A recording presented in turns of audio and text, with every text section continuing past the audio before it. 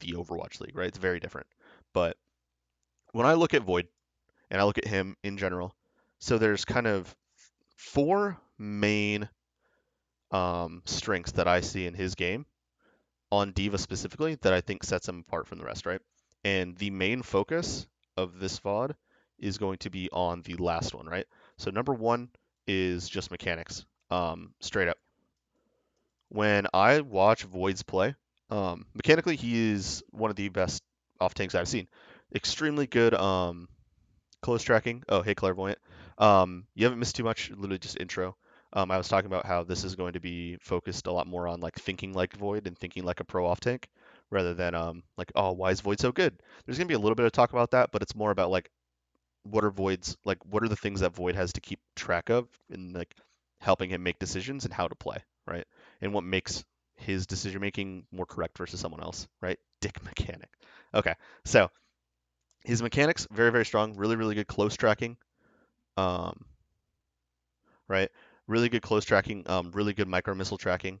Always hits a ton of shots, for the most part. Really good reaction time with DM. Really good DM management. That's what I can include in like kind of mechanics. In general, he's very very good about min maxing. Every shot he takes is gonna get more damage out.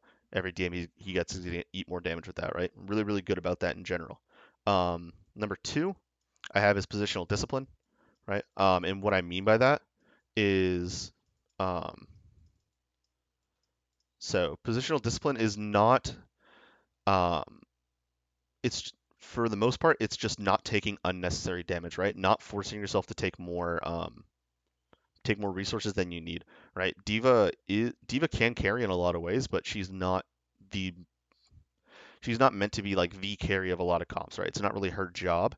So taking as little resources from your teammates as possible and allowing your teammates to allocate those elsewhere, like whether it be a normal Rhine rush, you want to send more of that healing towards your Rhine, right, and help him hold space and help your Cassidy take angles and stuff like that, your Hanzo take angles. Um, or like these ball dives, you want to invest more resources towards your DPS or your wrecking ball so you can let them engage harder, or investing more towards your backline and help them walk. Um, so Void being extremely disciplined with his positioning and not taking damage where he doesn't need to is extremely helpful for his team, and it lets them invest more into kind of harder carries. Um, third is kind of like him being opportunistic. Opportunistic. Yeah. So horrible handwriting. I'm sorry. I'm writing with a mouse. It doesn't really matter. Um, so a lot of people think Void would be like a playmaking off tank. I don't think that's the case.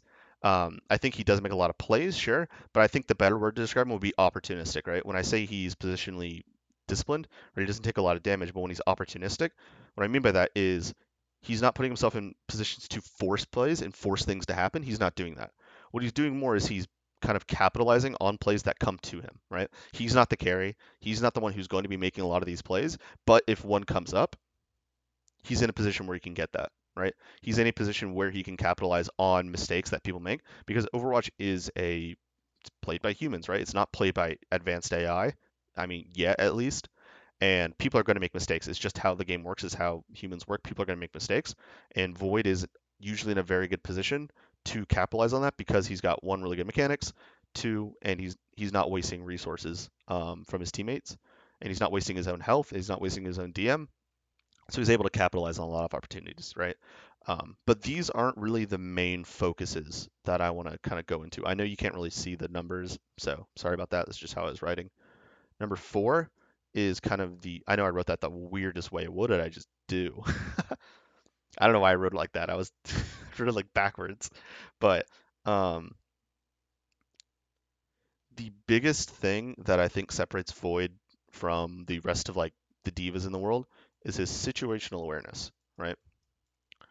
Um, Situational awareness. I'm gonna. Okay, there we go. Situational awareness. I think he is one of the best off tanks at understanding the situation around him, understanding how the fight should go or how the fight might go, understanding his matchup, understanding how he needs to play and understanding what he needs to be doing in every situation in order to get the most out of his team and get the most out of his carries and get the most out of his kit.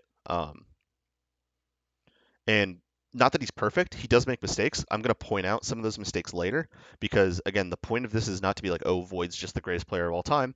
It's more using Void's gameplay and using his VOD to kind of understand D.Va more in depth, right? And understand how to make decisions and how to set yourself up for success playing the hero, right?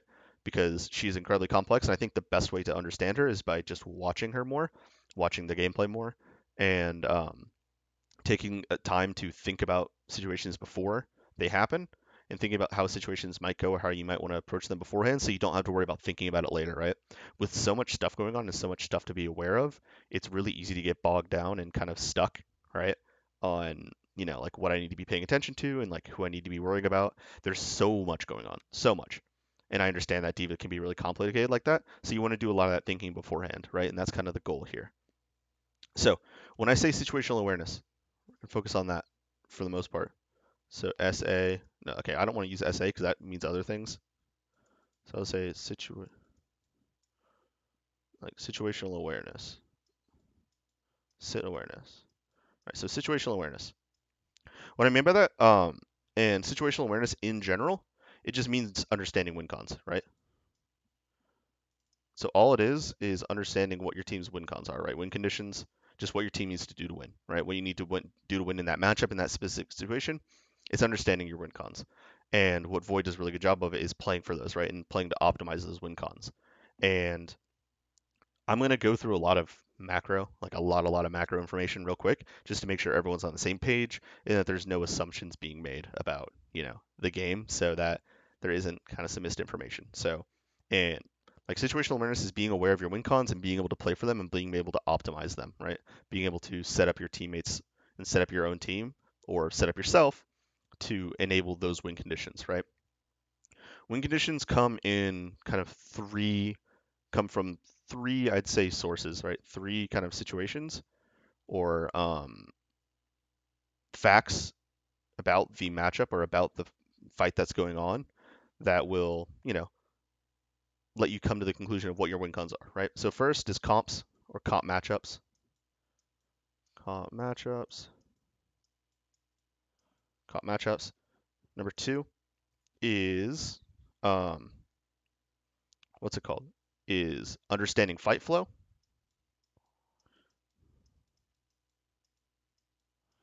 Understanding. I'm gonna do FF for fight flow because I don't want to write it every single time. And then understanding ults and MC is map control. Understanding how ults and map control affect fight flow, right? So situational awareness is being aware of the win cons that are most important for your team and most important for the other team, being aware of that. And what will help, like what adds to your understanding of win cons and how to play for those win cons is understanding comp matchups, understanding how fight flow works, and understanding how advantage and disadvantage works, and understanding how ults and map control affect fight flow, right? So these are a lot of macro concepts that we're going to take as like a general understanding and bring them in and kind of dilute them into individual situations, right? And put them into specific scenarios and see how Void applies a lot of like how Void applies his knowledge of comp matchups, right? And how he applies his knowledge of understanding how fights might flow and how understanding how certain advantages work, right? Or understanding how ults and map control affect how the fight flow is going to go, right? And who has advantage at what point, who has disadvantage at other points, right? That's what it's about. So first we talk about comp matchups, right? Comp matchups can be broken down into kind of three things. So comp matchups is like my team, right? What does my team want to play for? Just in isolation, right? What are my team's strengths, weaknesses? What are we playing for, right? We look at ball comp, for example, like the ball Briggs Zen. We have our like we're kind of playing for our ball engages and for our backlines mid fight, right? In general, right? Our ball and Sombra and Tracer, or our ball and Echo and Tracer, perhaps, right? If we're saying about like more of a divey version, playing more for harder engages, and can we're playing for set angles, playing for hard engages, and playing for our backline to walk, right? And our backline to start mid fights. That's what we're going for. We're playing for our backline to live longer and playing for that util. Second part of understanding comp matchups is understanding their team, right? Understanding their team. Same thing, but just from the other perspective. What does the other team have? What heroes are they playing? What are they trying to play for? Like if they're playing double shield, they're probably play for harder spam. If they're like playing for harder spam, if they're playing like a Tracer Ash version, they're playing for for Ash. Their Tracer's going to lane a little bit harder and play more for angles. Play to set angles, play to threaten backline. If they're playing like a double sniper version, they're going to play to set up their snipers and put them in positions where they can succeed and hit more shots.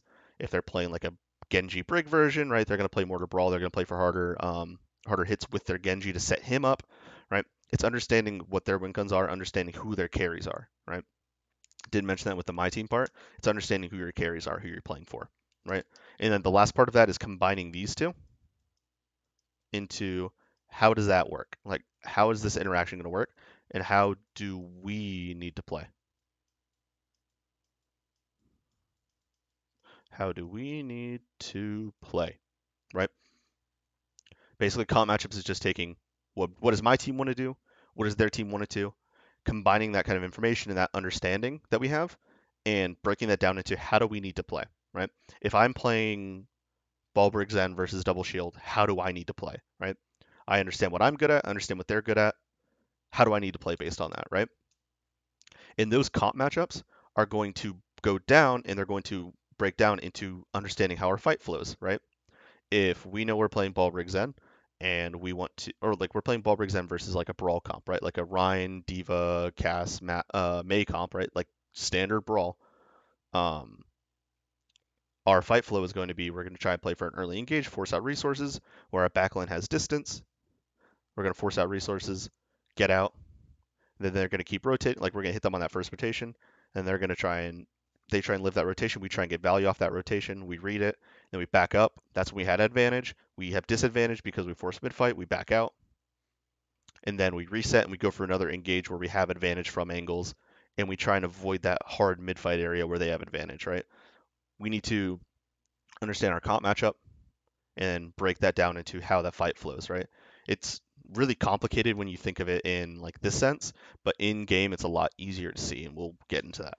And then kind of a little bit a step further is understanding how the ults that you have, the ults that they have, map control you have, map control you don't have affects that fight flow that we're talking about, right? And how that fight flow is going to move, right?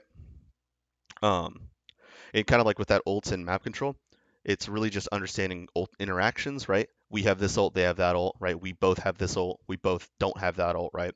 Understanding how that affects fight flow, um, understanding how neutral fights or retakes or holding space change fights and how you want to take fights, right? And being able to weigh both of these at the same time, right? The hardest part about this and what makes kind of Void's play really interesting to me is how he's able to like weigh all this information and still make good calls, right?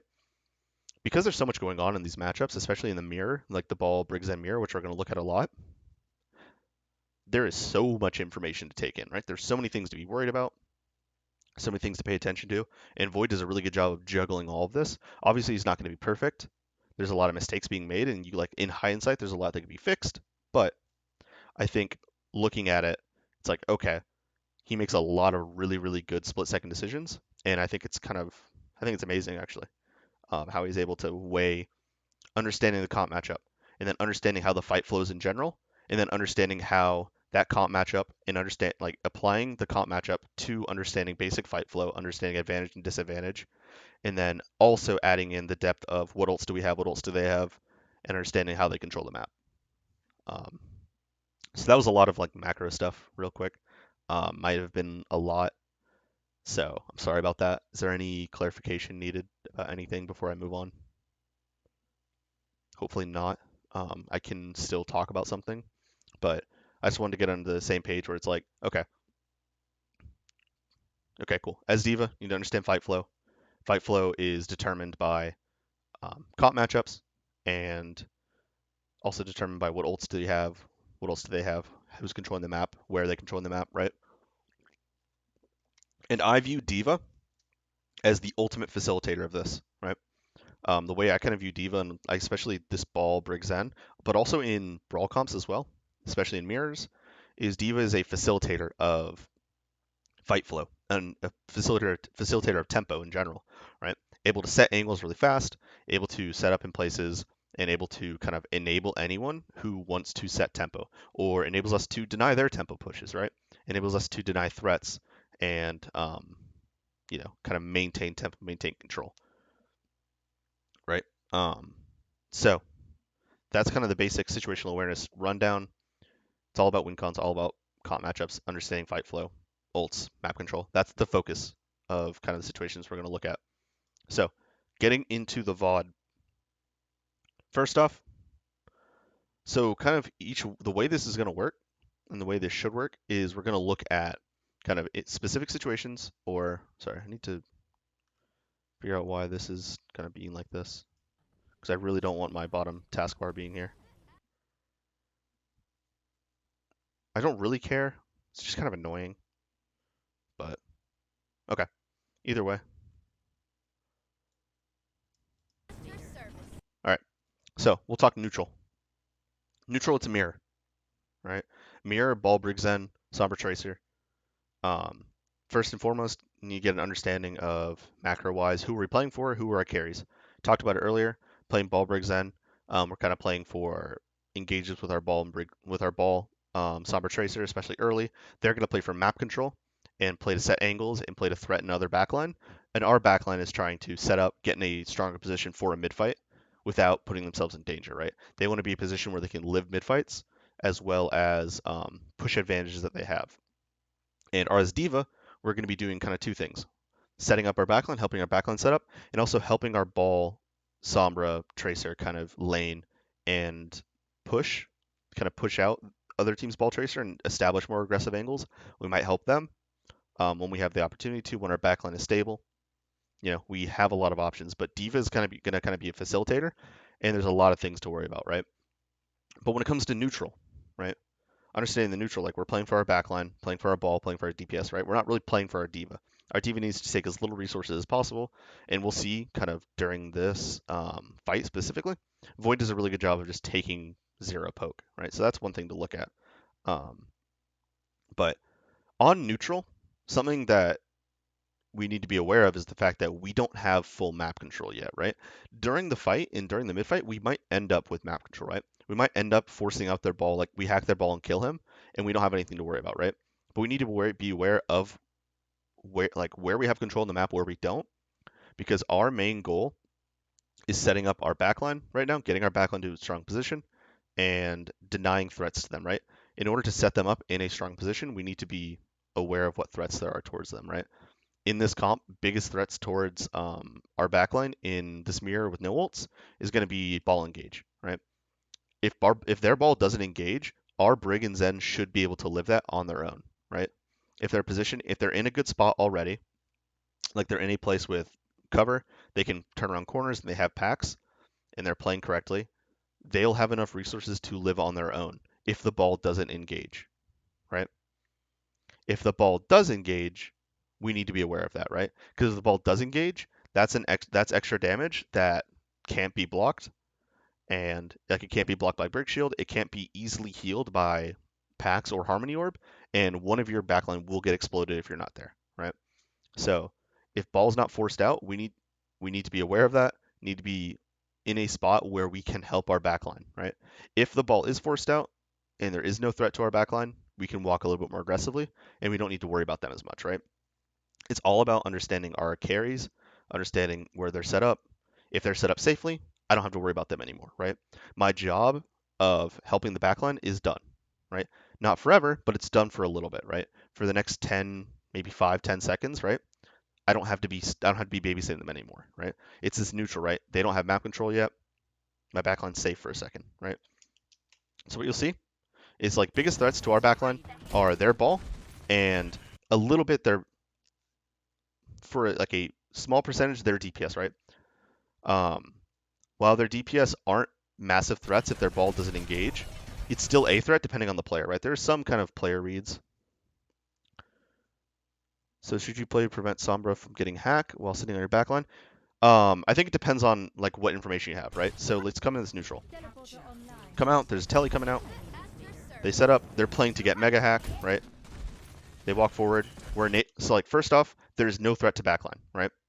No threat to backline right now. We don't need to be sitting on top of them. Playing for mega hack. We walk forward. We set up for hack, right? We get lip set up for hack, and now we're pushing space forward, right? Void does a really good job pushing forward and holding up.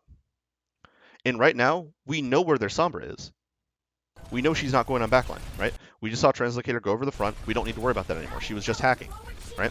We don't need to worry about an engage on backline, right? But even if Sombra hacks your backline, if the ball can't go in, it doesn't matter, right? If the ball can't kill it, it doesn't matter if your backline plays well, right? If your backline plays the way they should, then they don't need to worry about that, right? A hack shouldn't kill them, right? The ball is what you're worrying about, right? But right now, look at, like, if you watch Void's eyes, what I want to focus on more is what he's looking at, right? Right here, he clears backline. He sees where Sombra is, right? He knows ball's back. He knows ball's behind there, right? And now he's just spying Sombra. He's trying to spy check Sombra and spy check Tracer and figure out where they are, right? He's understanding what the threats are to his backline, right? I know his spy checking does make people like fucking like motion sick. It makes me sick too, right? But either way, all he's doing is just aggressively marking out threats, right? He doesn't have to worry about sitting right on backline because that's just giving up so much space, right? He knows the ball can't go in, so he's not too worried about that because I believe they're setting up for lip to hack. I'm not too sure. I believe they're sitting lip on backline, and if lip's on backline, he doesn't need to worry about ball. So he walks up, he can hold space. He's holding space aggressively just to deny backline right now, right? But because they win mega, he doesn't have to worry about backline as much because his front line can threaten their backline more, right? So he can hold aggressively here. And then he realizes that he doesn't have to hold the space anymore because his Tracer ball are holding that. So he goes to hold right side aggressively. And he tries to deny the Tracer. He does a really good job just hard marking Tracer, right? All he's worrying about is threats. He's not worried about anything else right now because his backline's not fully set up, right? They're not fully set up for a hit. They're set up in a safe spot, but they're not set up for a mid-fight hit, right? So he's not worried about hitting their backline yet, right? We're not in that point yet, right? But right now, backline's still rotating. He's still denying threats, right? He sees an opportunity to go on Kevster, right? Forces him at least a little bit out, right? Forces at least resources. I believe he got recall out too. And then from here, as the fights rotate around, his backlines move down into mega side, and he flies on that. Another thing to point out is when it comes to positional awareness, he generally flies in spots that are hard to force him out, right?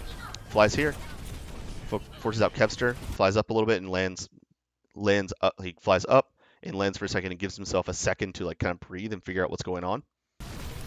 He comes here, he helps Fate get out, and then at this point, he's like, okay, people are going on backline again.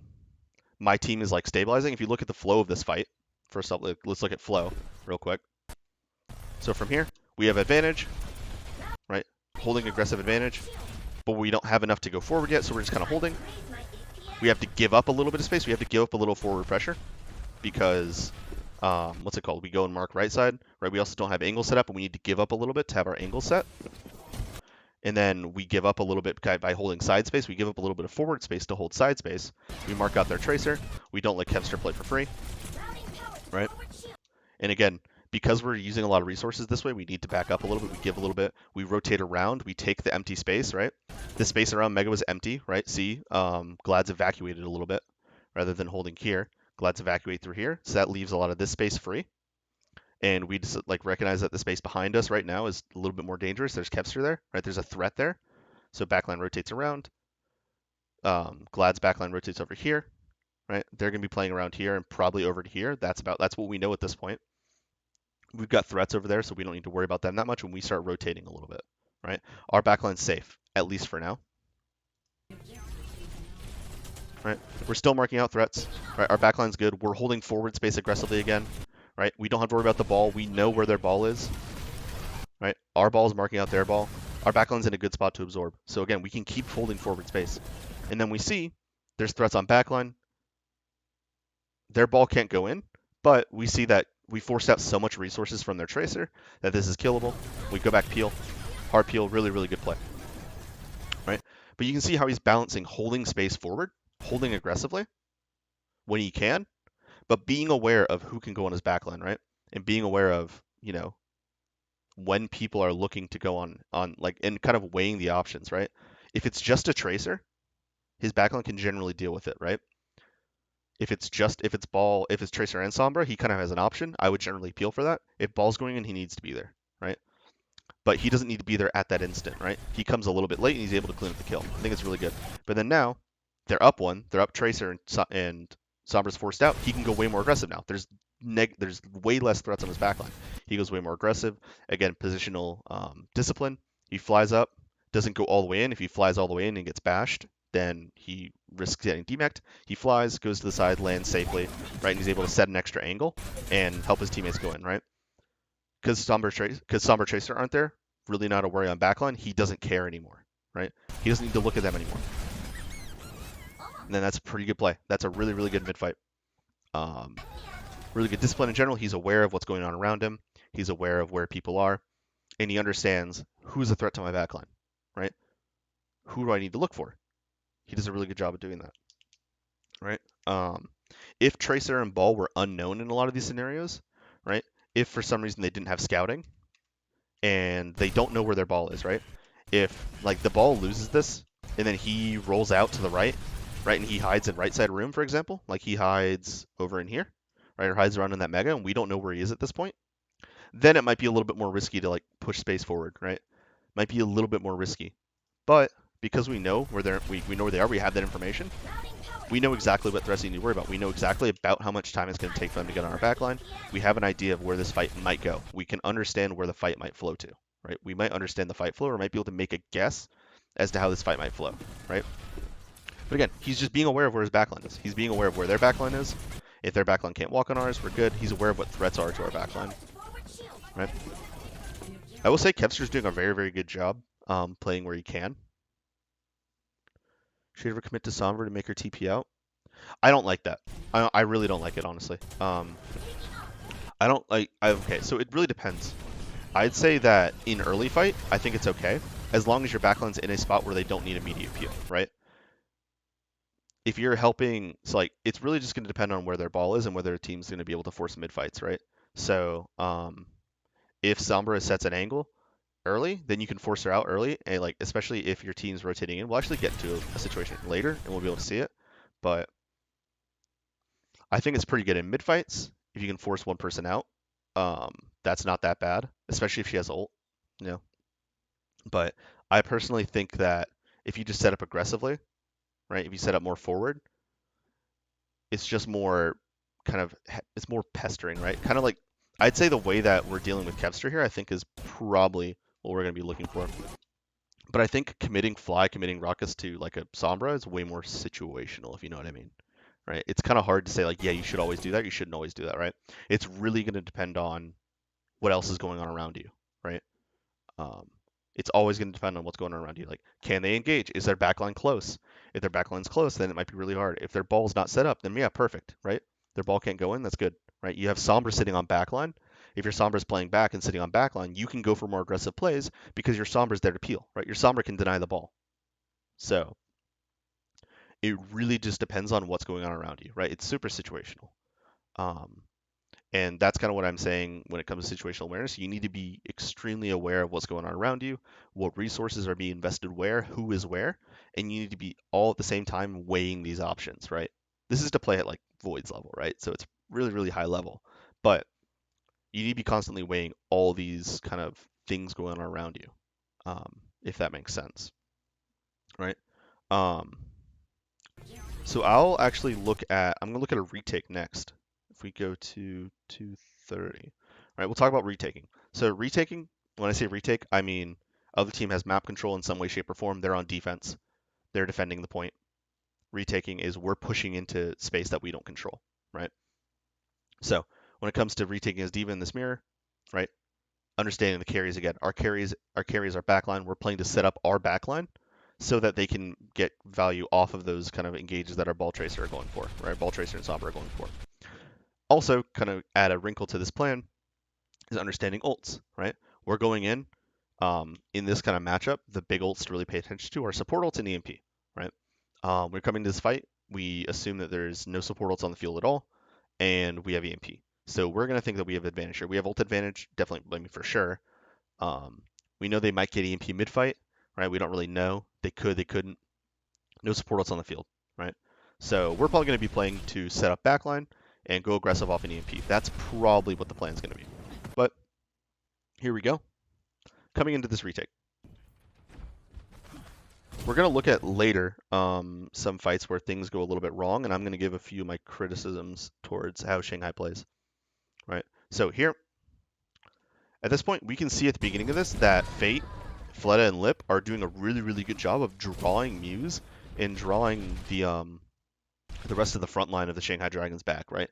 Drawing their backline back because of the threat of EMP, and drawing them back to kind of deal with Fleta and Void and Fate being in their backline, right? It makes this rotation really, really easy for the Dragons backline, right? But what they're able to do is, like, because they're forcing those resources forward, you're forcing they're forcing people like Muse and like these two to like respect that kind of angle and try to play a little bit more to people. They're being really proactive about holding space. Void doesn't have to worry about that, right? He knows where their ball is. He knows where the ball is, so we can push more aggressive, right? He doesn't have to worry nearly as much about his backline being hit because Muse is being drawn back. There's too much focusing on him, right? Here, we know where their ball is. Again, like, we know where the ball is. We don't need to go too hard on him, right? Like, we can go more aggressive and we can hold more space aggressively, right?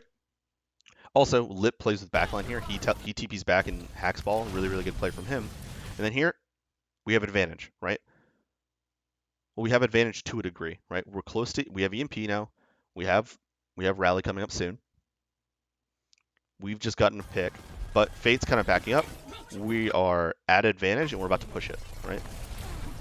Here we go. There's advantage, right? We invest EMP first. That's our advantage, and we just push up and hold space, right? It's too far to keep pushing it, so we don't full commit to it. We don't in for it, but we get enough to get point control, right? We invest Rally. So, like, we lose a little bit of advantage when they start reinvesting CDs. We back up. We invest Rally to relive. Then we push with it, right? What Void sees is we rally and we push from the right, and we come up and start pushing space, right? What's it called?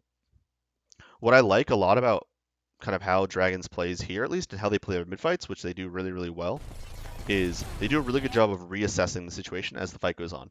Mid fights are very chaotic and very messy, but like what we'll see is, like, there's advantage right there. We have EMP, it forces their backline back. They almost kill one. They have advantage. And then now, at this point, they're going to be they didn't get a kill. They didn't get a pick on backline, so they can't really keep investing forward and resource investing back. They reassess, they back up, and then now we invest Rally, and where backline's in a safe position, we have advantage again. We can keep pushing. We can keep going. We're like more of a neutral at this point. And if we keep investing Rally, we'll be good. Okay? So, like, there's some disadvantage, right? But, what's it called? What's crucial to understand is understanding, like, okay, like, my team's advantage, like, the float, like, the advantage is in our favor, so we can push. Once they start investing back, we need to start giving space a little bit and being ready to absorb, right? Here, where our ball is, at this point we know that EMP is coming out. So at this point, like, we know EMP is coming out. You can see Void frantically spy checking. He's trying to deny this EMP before it comes in. They don't have support ults for it. So what Shanghai needs to do is the backline's trying to play really, really safe, try and live. Void's trying to deny EMP, but he's playing close to backline so he can peel if they need it, right? He sees the ball going in for an engage. He knows they're going to go hard here, right? Shanghai does a really, really good job living, right? Play really good positioning, denying angles, live for a second. Does a really, really good job. They stabilize, right? EMP is invested, ball engages, they peel, they live. And then this is where I see a mistake, right? And this is kind of a mistake that I see Void make. So they've absorbed, and then what they need to do here is, so EMP comes in, right? You live it, perfect. Now you can start pushing, right? The issue is they don't invest anything to repush, right? I think what might have happened is they Fate invest mines, and they're like, okay, we can push with this because they're stuck. Issue is Fate's mine doesn't cut off their rally push, and they just ignore the mines and walk past. And I believe Clads win this fight, yeah? But either way, I think this situation is a little bit of a feed from Void where they invest rally, and what should be happening right now is they should be trying to absorb, right? They should be trying to absorb this rally. It's a really, really hard fight to win, right? Because Glad's backline can just walk completely for free. And what should be happening is Shanghai absorbs the MP, they see rally comes out, they need to back up and give more space, right? They can back up and play in Mega, right? Absorb there, and maybe build Trank next. And what they should be looking to do is try and force out Shu's Trank first, and then they Trank second, and then push, right? But they can't do it. Void pushes forward and can't absorb with his backline. They end up, what's it called? Their backline walks. That's a big threat because they're able to force that mid fight on them. Right? They're able to take initiative with rally, forces a mid fight advantage. Kepster gets a good pulse, kills one. Izayaki dies. Fleta gets a good stick on Shu, but still, I think this kind of they tried to push an advantage that wasn't there. Right? And you can see Void kind of leaves his backline out to dry by investing too much forward, and ends up backline ends up paying for it, right? His backline's not able to absorb because he's pushing an advantage that isn't there, right?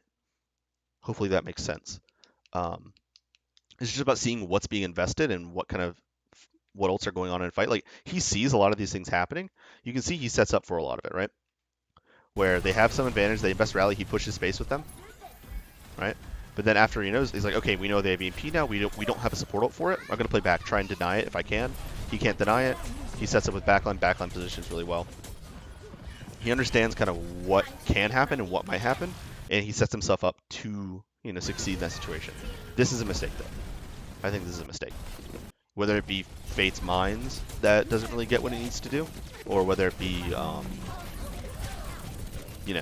Void not being with his backline, I still think his positioning was not ideal.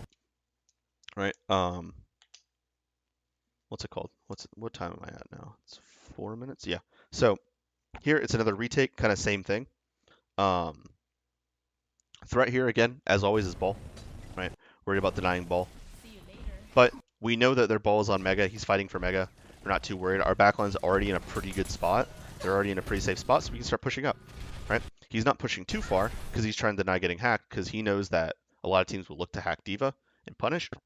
You actually see in Dragon's match versus Chengdu, Leave does a really good job punishing Void when he doesn't spy check, and he hacks him a lot and gets a lot of at least a lot of resources forced out of him. So I think he adjusts pretty well here.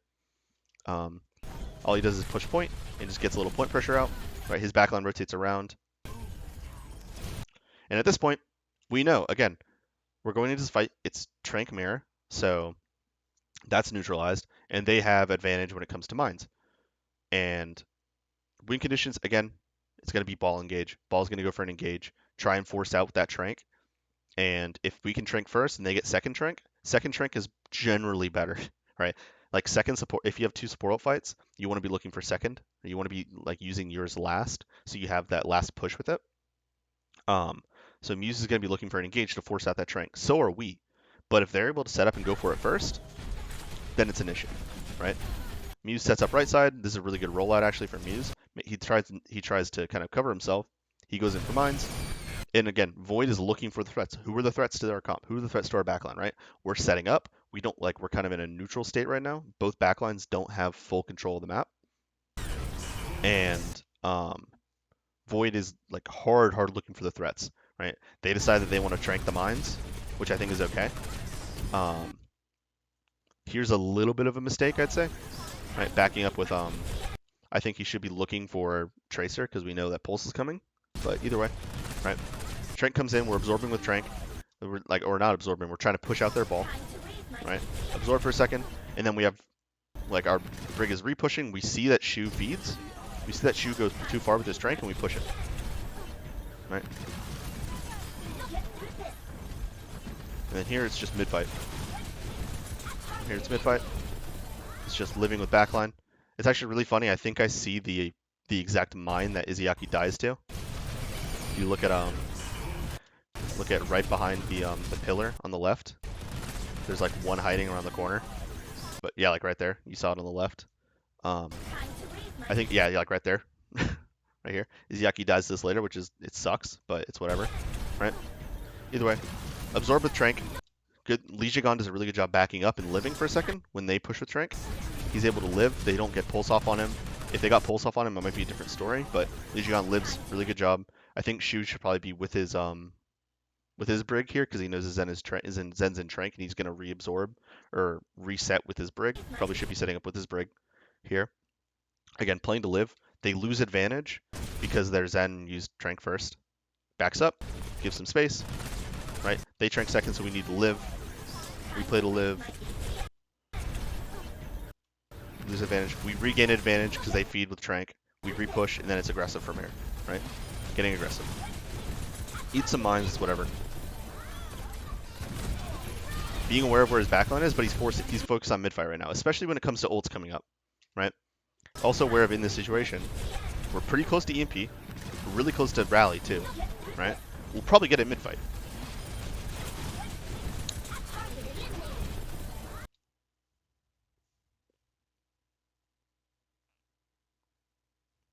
Oh yeah. I mean, like it's definitely a lot, but it's just a habit really to build, right?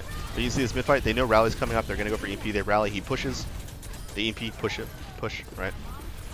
And then it's just mid-fight from here. Right? Really good focus on ball. Almost killed Kevster, that would have been really good. Rally comes, they should back up at this point. I feel like once they got this Muse kill, they should be like kind of living for a second. They don't really have ults to give. But really, really good hack actually on Void here. Void doesn't catch it. They rally. Good pulse kill on Shu. Rallied. Skewed comes in. This is a really, really messy mid-fight actually. Yeah, I can look in a bit, but focusing on this right now. Either way, that mid-fight, the fight flow was, I don't think it was perfect, but I'll actually look at another situation where I think is kind of, I'm talking about holding space. Holding space on D.Va is kind of a principle that I think is more, all it is like I want to hold space to give space, right? If I have map control, I want to hold space aggressively to force people to fight for it, right? So right here, we have map control. We're setting up. We know we have ults. One of my biggest criticisms of Shanghai actually is not knowing how to play when they hold space, right? Especially on this comp. Like biggest criticism, and they don't know how to like kind of play for this kind of aggressive positioning correctly a lot of times. And what you'll see is a lot of times they like either if they want to go first, they go way too early, right? They don't hit at good times, or they either don't hit at good times or they don't hit for their team. They don't play for their team. Like right here, Lip's going for an EMP right outside their spawn, and Shanghai's backline can't be set up for that, right? What they should be looking for is maybe an EP around Mega, where they are right now, or maybe an EP around left side. Like where their setup is really, really good. But you know what I mean? Like so they're like this forward EMP would be better if Shanghai's backline was way more aggressive, but they're not. They're not set up for their backline, and they're kind of just waste this EMP. It's like a total waste of an EMP. They go forward, backline can't do anything about it, right? Important thing to note is because what's it called, Dragon's backline is already set up. Also because they already have support ults, all Void needs to do is make sure ball can't get in. If he's marking ball out, that like his backline is completely fine, right? He's aware that they have support ults. It's fine. As long as ball can't get in, his backline will be totally fine. So he can hold aggressively as much as he wants, right? Again, being aware of the situation that's going on around him. Here, I think this is actually a mistake from their backline, right? Their front line backs up, they can't hold space anymore. Their backline should be getting out, right?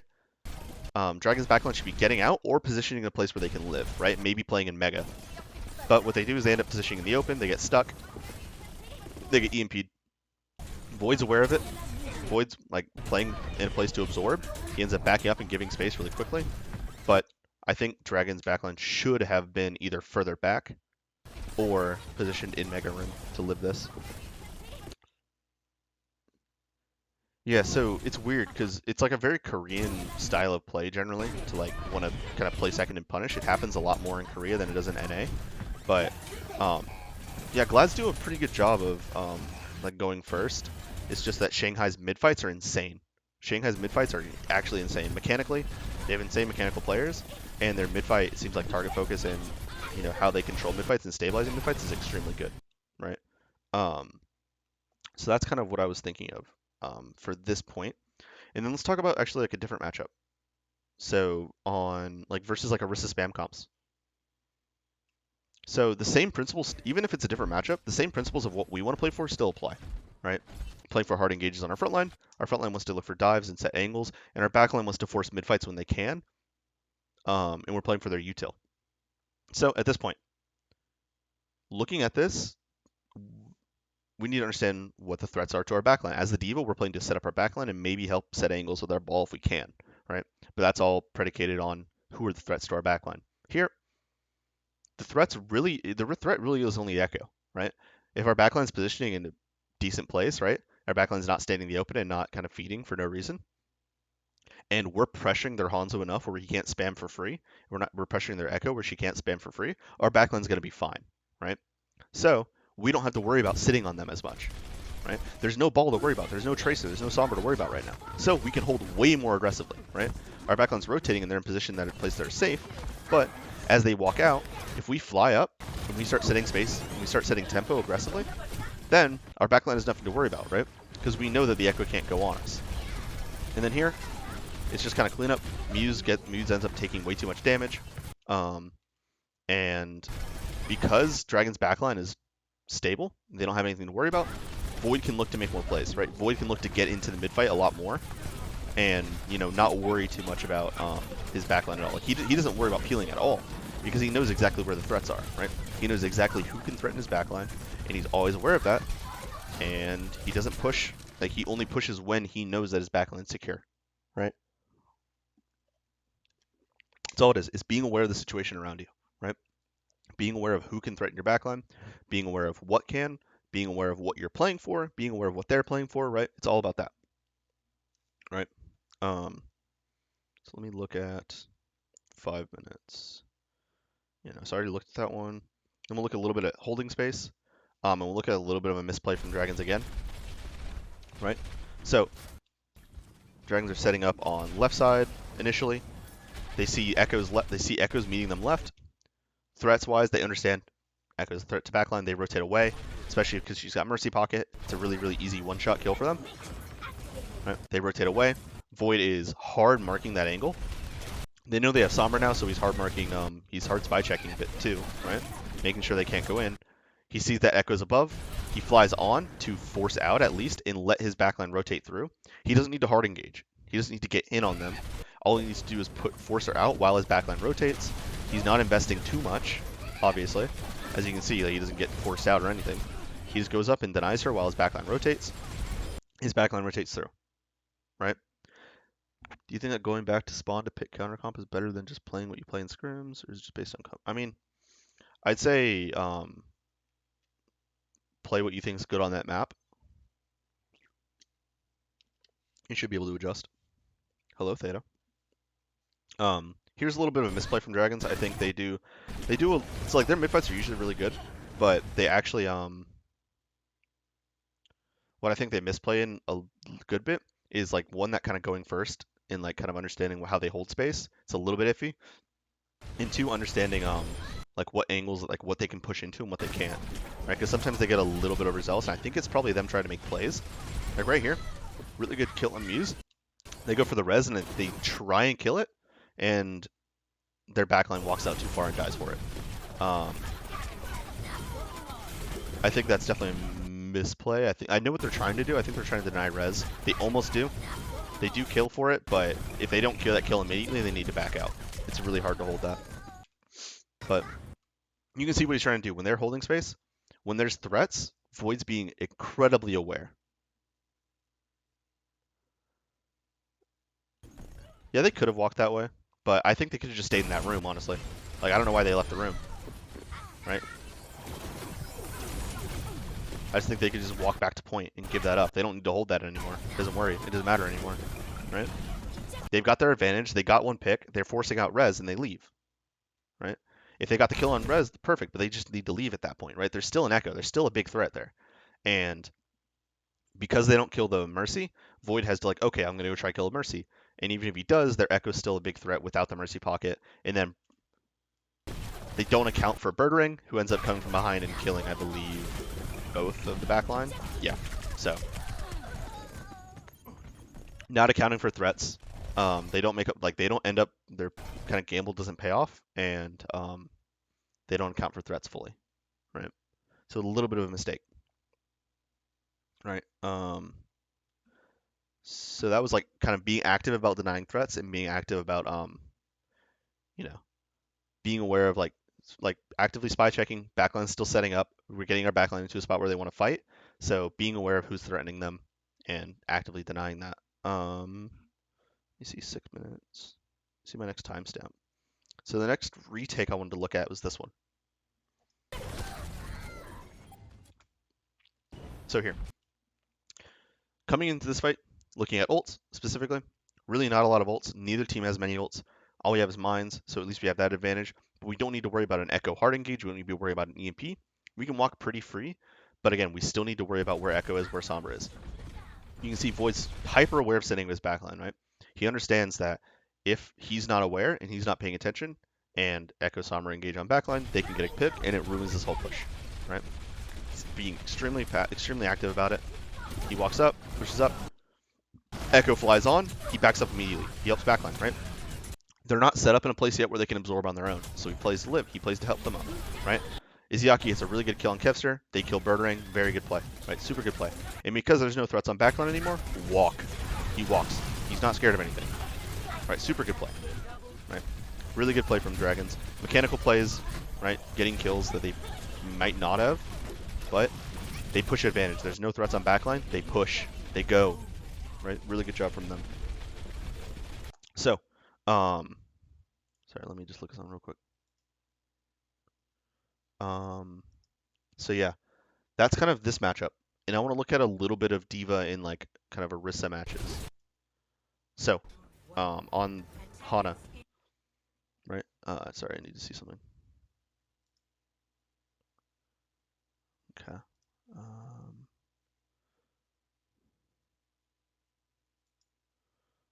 What's it called? Sorry, I got like a message.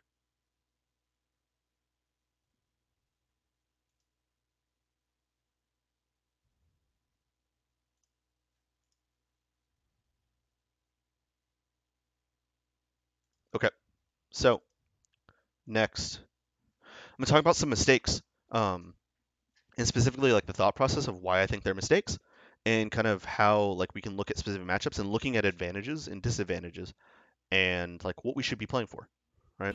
And kind of like informing decision making on D.Va. Okay, so right here, Dragons are playing like a kind of 2 carry spam comp, right? You're playing your Pharah Mercy, playing Orisa. Orisa's going to be kind of more a stable point you play around. And D.Va can play to kind of enable anything, but also in this matchup, you're probably going to play a lot to dive. Right? You're going to play to go first, play to go aggressive, right? You have a Mercy. If you have a Mercy, you have the capacity to trade, right? If you're not playing in a Mercy mirror, the other team won't have capacity to trade, right? You have res. So if you're on a dies, for example, you can just go back and res it, right? Your Orisa dies, you can go back and res it, right? What you need to do is go aggressive and force out more than they use. Like you force out more than you use because you'll be able to get one back anyways, right? That's the way that I see it at least, right? So like in this matchup, I'm looking at this and I'm saying, I want my Pharah diving backline here, right? I want my Pharah diving backline here, and if they just rush my front line, right? I've seen this play 2 ways. One D.Va stacked on Orisa. Yeah, so I don't like D.Va stacked on Orisa because I just think it wastes what D.Va can do. I think D.Va can do a lot more like kind of punishing and like playing way more aggressive here. You have space, right? So we're here, and the way I see it, you can just punish backline, right? You've got your Pharah set up, you've got an Ashe set up on an angle probably above on top of Mega, right? And so what all you need to do is just not take the spam duel. You don't really need to worry about it, right? You don't need to worry about taking spam duels versus like the Hanzo, the Zen, right? So they're probably going to spam out our Orisa shield. If they walk on us, I think we just trade it, right? I think we just walk on them. Or like our Pharah dives and we push on that. Lip gets forced out a little bit. He gets discorded. He can't really hold. Void's doing a pretty good job with discipline right here, right? But this is where I see a mistake, right? Right here. Fate's shield breaks. He backs up. And then, what's it called? Glad see this, and they're like, okay, we can push this, right? They push that, right?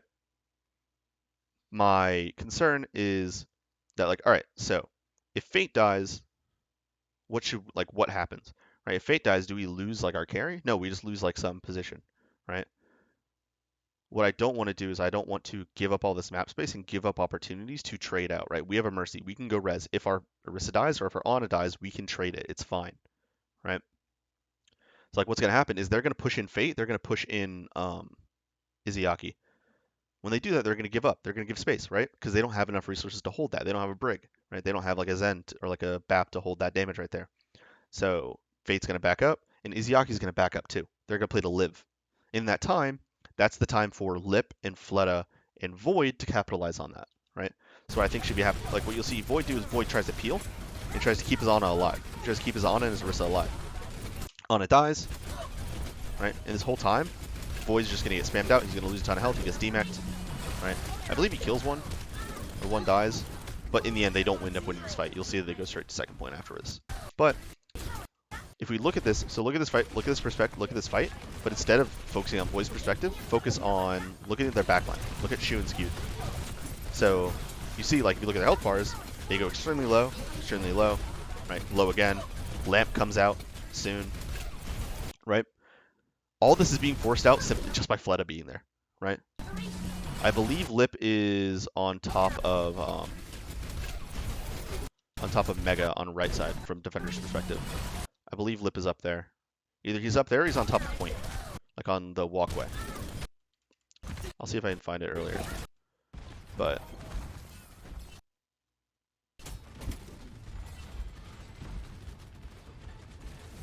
Izayaki, I think, got booped off. I think he gets booped off by space. But either way, I think Void going back to peel here is just a waste of an opportunity, right? I think in this kind of situation where you can go backline, right? We have space. If we trade out, if we just lose Fate and Izayaki lives, or if we just lose Izayaki and Fate lives, right? Or if we just lose one, we can just res back and the last person will come back second, right? Yeah, well, Farah's playing over, what's it called? Over Fate right now, so that if he wants to go in, he doesn't get spammed out, which is really, really good, right? Playing over Choke is really hard versus a Hanzo or an Ashe that can just go up and one-tap you, two-tap you, right? Players in the Overwatch League are too good for that, right? So Ashe can play on top right or play on Mega, and Farah plays on left side and plays to spam Choke, right? But then here, like, I see this peel as kind of wasteful. Right? I think you just go back and res someone, right? Like in this time, I think Fate lives this, doesn't he? Or does he get rezzed? No, Fate just lives it. Yeah, Fate just lives. Izayaki's the only one who dies. So here you can just go and trade backline. Yeah, but like if I'm Fleta, the only time I'm going aggressive and like kind of taking myself out of safety is when like our team's engaging, right? So you can like go in and like people are distracted. That's when you can go for like way more aggressive plays. But like in the early fight, you need to stay like kind of more. You don't want to get resources forced out, right? You don't want to get forced out for no reason. Stay a little bit more passive, right? Um, let's look at another situation, right? So like that situation, I'm like, okay, sure. I want to go aggressive. I want to go backline if I can.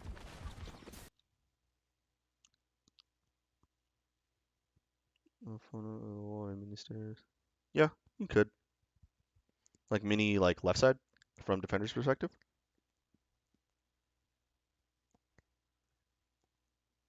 Yeah, I think like I just want to like I want to be right where Fate was, like above that.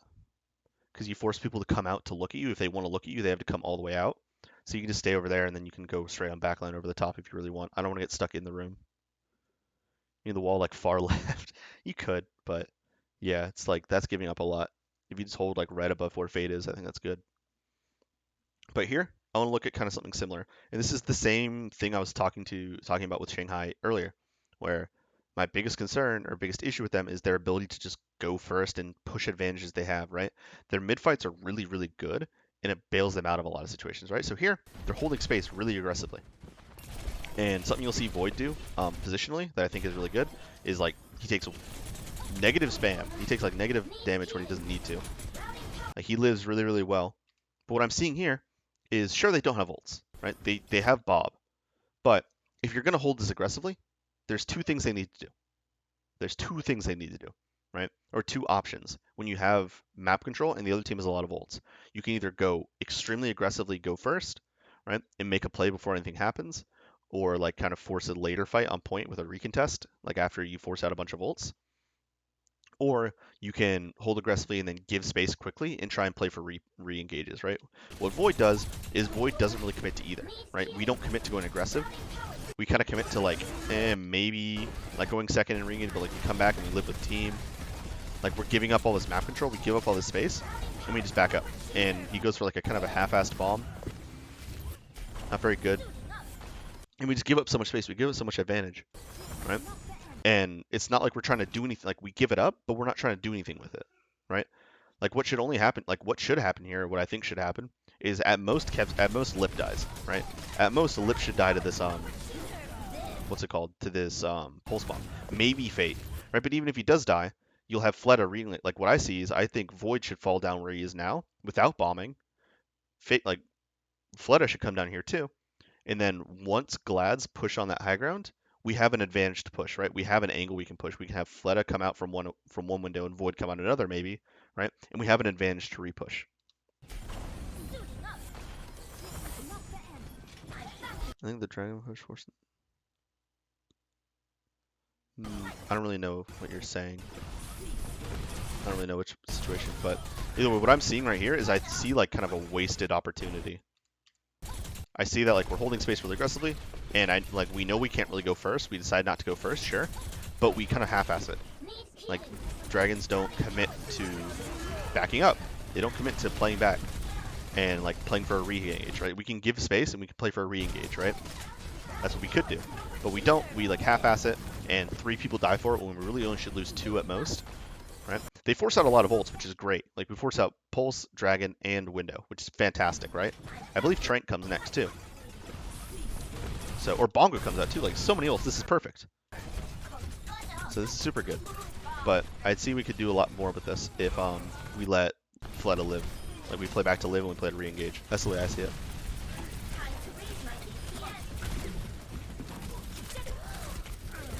All right, and then I think I've got like I've actually got one more fight on this, which is actually just, I think, a really good adjustment to this.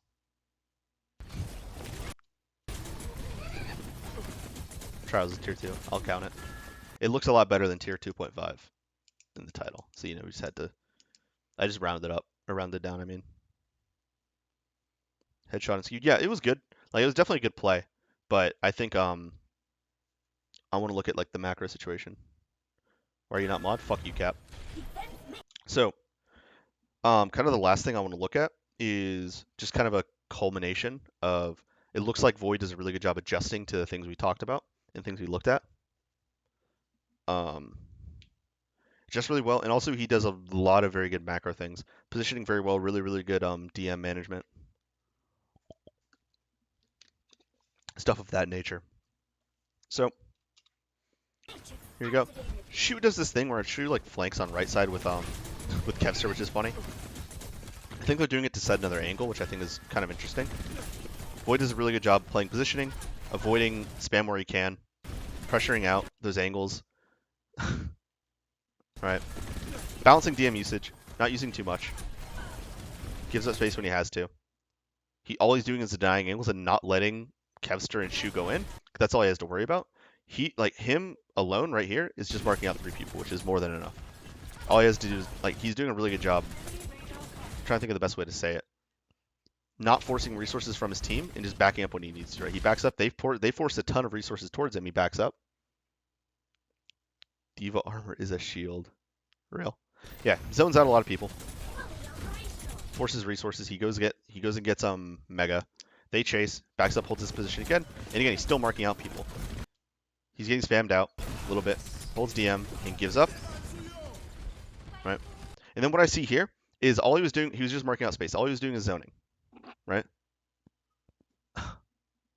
doing a lot of zoning, marking out. And then from here, he puts himself in a position where he evacuates, he leaves, and what I think he does a really good job of is looking for opportunities. From here, like what I was talking about earlier when it comes to, if we look at the fight before that I was looking at, where I see them holding aggressively, right? They hold aggressively and they decide they don't want to go first, but they don't full commit to backing out, so they end up kind of fucking up their hold. No, you're just wrong. Give me $10, right? So, like in this fight, what we were talking about earlier is they hold aggressively, but they don't hold aggressively, force out resources, and back out. They hold aggressively, force out resources, then just kind of hold it, and they end up losing for it, right? What they could be doing is, like we were talking about earlier, they invest a bunch of resources forward, we back out, take our losses, and then re-engage with another hit. We could do that, but we don't do it here. We end up kind of half investing and dying for it, which I think is kind of a sloppy fight from Dragons. And from here, what we do instead is the whole marking out, really good micro play from here. Force out, come back, hold up positioning. Glads are coming up again. They have a lot more ults. They invest Trank, back up. We back up, we give this space, we force out a lot. We force them to invest a lot to hold this space. We give up. And then from here, we can look to make plays, right? From this re-engage, we're going from having no ults to finding opportunities, finding people that are split off. And Void sees Bird Ring, cuts him off. Really good mechanical, really good close tracking, actually. Really good tracking on his rockets. And he's able to make a play off that, right? But macro-wise, they're holding aggressively. He does a much better job of holding that space out and making micro plays, making individual plays to keep that space for longer. He gives it up. They invest a lot towards that. The rest of his team backs up and lives. And then he's able to re-engage and find opportunities. D.Va's like Tracer with all his abilities. Yeah.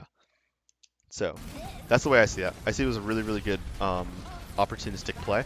So yeah, that's kind of everything I wanted to talk about overall. I want to finish it off with a very, very funny clip. By funny clip, I mean I just want to watch Lee J Gone here. I say if you watch Lee, real quick, watch Lee J Gone right here. Watch this. Watch what he does. Fucking donk. Fucking fucking drive-by kill on Kevster. What an animal. So yeah. Yeah. That's kind of the way I see it. Again, D.Va's pretty complex, but the way I think that Void approaches it, and the way combination of Void's mechanics, positional discipline, right? Not taking too much damage when he doesn't need to, right? Not forcing resources out of his teammates where it's not necessary. His ability to make plays and kind of take advantage of opportunities without drawing those resources away. And most importantly, his ability to kind of read situations, right? Be able to read fight flow for the most part, understanding compositional matchups and understanding where he needs to be, and kind of understanding what threats are on his backline, understanding what he needs to worry about, and kind of understanding his role in that comp, and overall understanding of where fights can go based on map control, based on ults, and things like that. So a lot of macro at the beginning, and then kind of using that macro to inform micro decisions later. Was kind of, I guess, the overview of that, and that's about it.